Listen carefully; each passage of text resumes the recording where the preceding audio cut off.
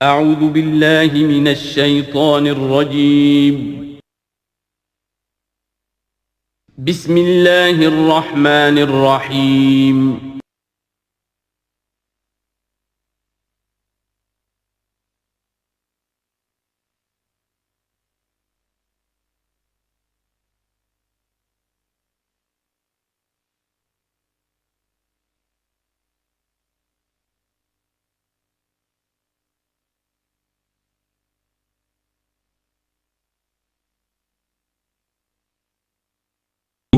فرمایا وَلَن تَرْضَىٰ عَنْكَ الْيَهُودُ وَلَا النَّصَارَىٰ حَتَّىٰ تَتَّبِعَ مِلَّتَهُمْ۔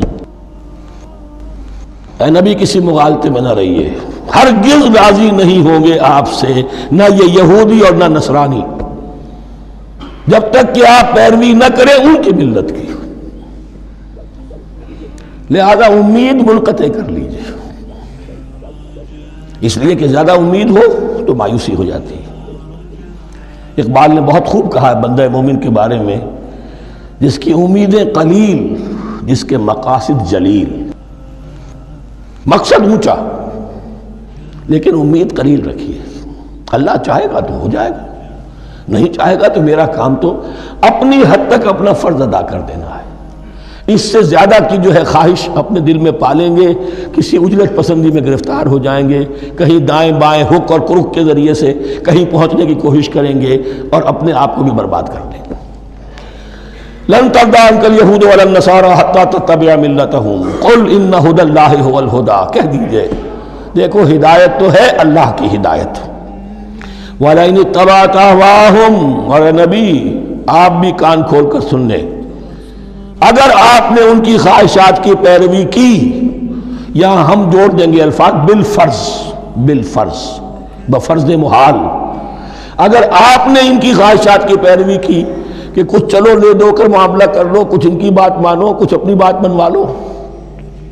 یہ مکے میں بھی قریش کی طرف سے بھی آیا تھا کہ کچھ اپنی بات منوا لیجئے، کچھ ہماری مانی، کمپرومائز کیجئے۔ اب ظاہر بات ہے کہ یہاں اب یہود کے ساتھ یہی معاملہ ہے۔ وَلَئِنِ اتَّبَعْتَ أَهْوَاءَهُمْ بَعْدَ الَّذِي جَاءَكَ مِنَ الْعِلْمِ مَا لَكَ مِنَ اللَّهِ مِنْ وَلِيٍّ وَلَا نَصِيرٍ، اور اگر بفرض محال آپ نے پیروی کی ان کی خواہشات کی، اس کے بعد کہ آپ کے پاس علم آ چکا، تو نہیں ہوگا کوئی بھی اللہ کے مقابلے میں آپ کے لیے کوئی مددگار یا حمایتی۔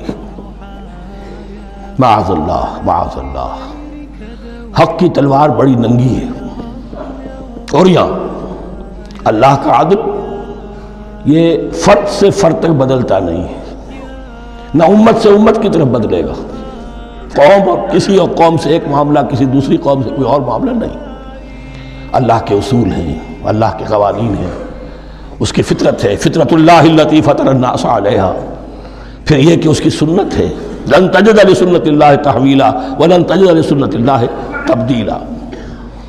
الذین آتیناہم الکتاب یتلونہ حق تلاوتہ، وہ لوگ کہ جنہیں ہم کتاب دیتے ہیں وہ اس کی تلاوت کرتے ہیں جیسا کہ اس کی تلاوت کا حق ہے۔ اس پر میں نے اپنے کتابچے میں بحث کی ہے، تلاوت کا اصل حق کیا ہے۔ مسلمانوں پر قرآن مجید کے حقوق نامی کتابچہ، اب یہاں پہ تفصیل سے بیان کرنے کا وقت نہیں ہے، لیکن ایک بات جان لیجئے کہ تلاوت کا لفظ جو قرآن کے لیے قرآن نے اختیار کیا، یہ بڑا ذو معنیین ہے۔ تلا یتلو ہم اسے بھی کہتے ہیں پڑھنا، اور تلا یتلو کسی کے پیچھے پیچھے چلنے کو کہتے ہیں۔ والشمس وضحاها والقمر اذا تلاها، سورج کے بعد پیچھے آتا ہے چاند۔ تو یتلو کے معنی کیا ہے؟ when you are reading the book you are following the text۔